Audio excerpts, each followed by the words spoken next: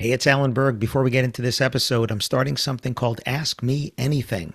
That's right. You submit your questions and they could become an entire episode or something that I answer at the end of an episode. To submit your questions, look for the red button at podcast.alanberg.com. That's right, podcast.alanberg.com. Click on the red button, submit your question, and maybe you'll hear it here on the podcast. Thanks.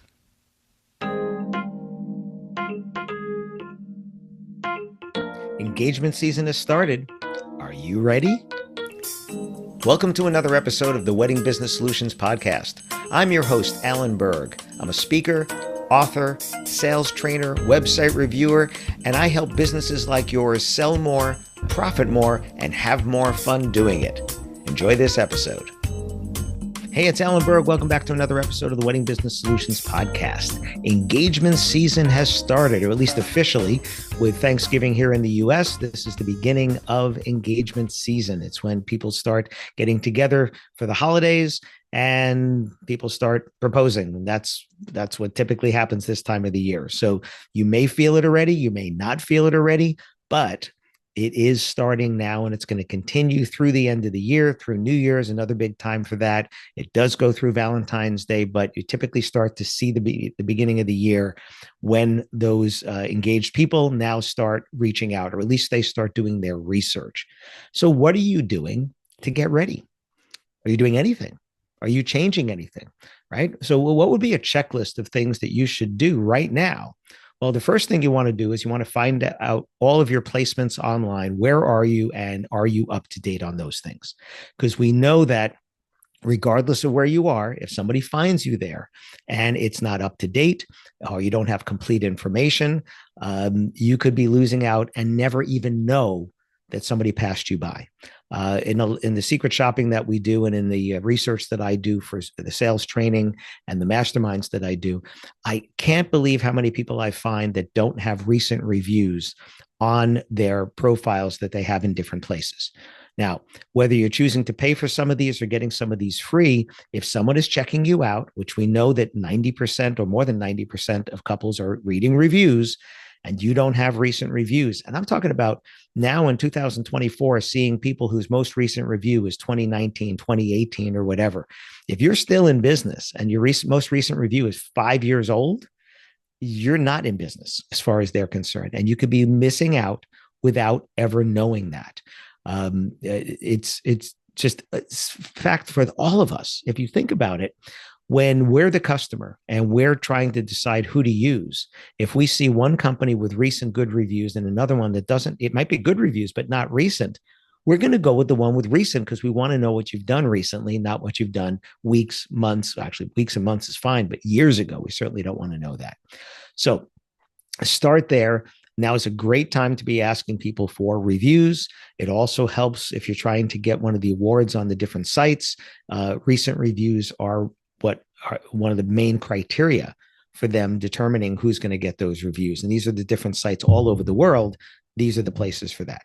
Okay, so that's the first thing. Next is replying to those reviews, to being sure that people who are reading it see that you're engaged in the process. I just recently posted a review. If you've seen or heard the episode I did about my son's wedding, we went on a dinner cruise. I posted a nice review for them on TripAdvisor and Yelp and Google, because that's what I do, is I will post it in 3 places for them, even though you're not supposed to post the same thing in 3 places. Companies never complain about it, getting 3 good reviews there.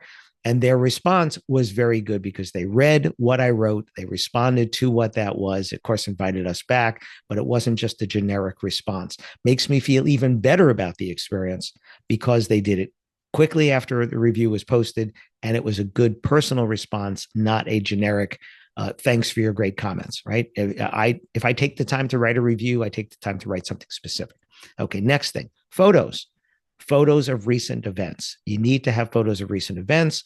I prefer photos that show people having a great time whenever possible. You want to mix in some photos that show some details as well. But just remember, when people look at those photos, they need to be emotionally connected and say, I want to feel like that, not just I want that pretty thing, because The picture that you show might be pretty, but it might not be their style, might not be what they want. But when they see people engaging with it and saying, wow, they look really happy doing business with you, I want to be happy like that as well. So aspirational images. For weddings and events, I typically say, good rule of thumb, would somebody put that on their Instagram? Would somebody put that on in their wedding album if it was a wedding? So if they're going to share that socially, it's probably a good image for you to use. Not all of them, like some of them are a little bit more personal to them. Other people can't relate. But for the most part, if somebody's going to share that image or put it into their wedding album, it's probably a good image for you to show because it shows the results of doing business with you. Easier for some businesses than others. I get that. But recent images. If you're a decor company or a DJ and you're using gobos, there's projected monograms, make sure they don't have dates in them because I've seen these where it's a beautiful photo, but it's 4, 5, 6, 8 years ago is the date on the wall projected over there. So check that stuff. Check it on your own website, right? Google loves fresh content. Are you putting fresh content on your website? Blogging is one of the easiest ways to do that because you can blog about the weddings and the events that you do, show some photos, show the details, tag the other vendors that were there, link to them, ask them for links back to you. And now you have fresh content without having to think about it too much. You get to just do that. Some people are using AI to help write the text if you're not good with that, putting the details there. Other people are just doing voice to text where they're just dictating, just talking about it and having that turn into text and then just edit that a little bit and put that over there. But Google loves fresh content. If you're not changing the content on your site, your SEO is going to be weaker than if you are, because again, Google loves fresh content. You want to make sure you're using the right keywords, but not keyword heavy to the point where it doesn't read properly.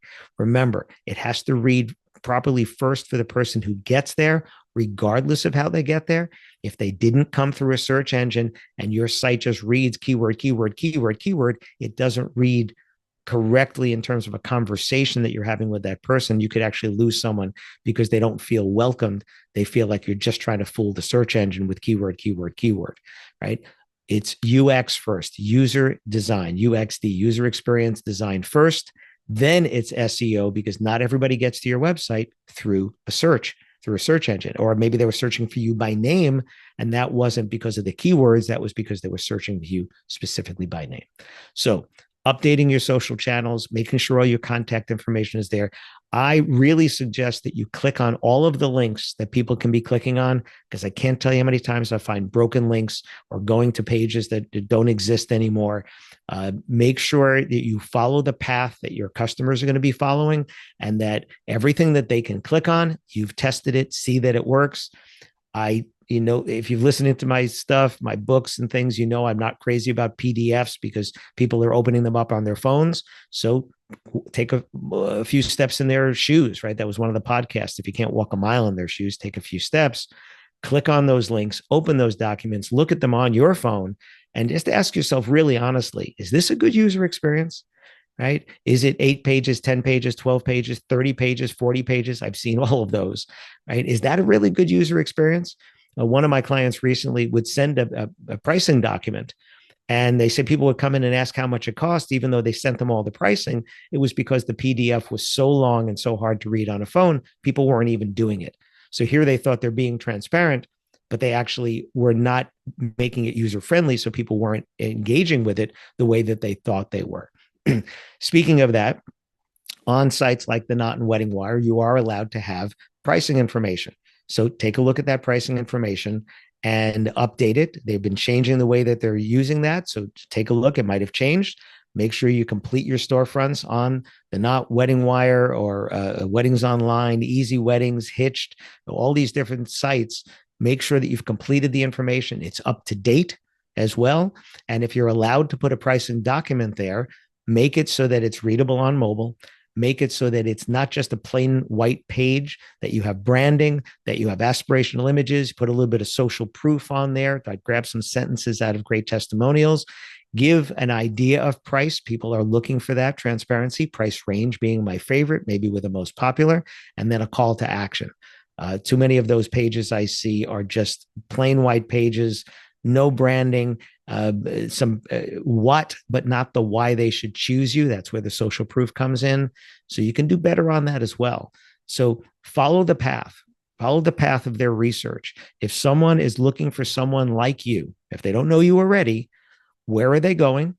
And what does your presence there look like? And is it the most up to date that you want to put your best foot forward right now for the 2025, 2026 events?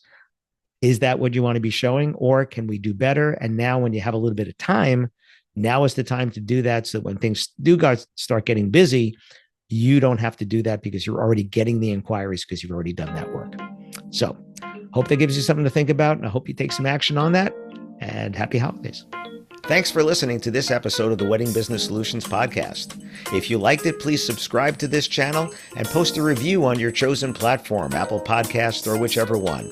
If you have any questions about anything in this episode or any of my episodes, email me directly at alan@weddingbusinesssolutions.com or visit my website, alanberg.com, alanberg.com. If you have any suggestions for future topics or guests that you'd like to see, please again, email me or visit my website. Thanks for listening.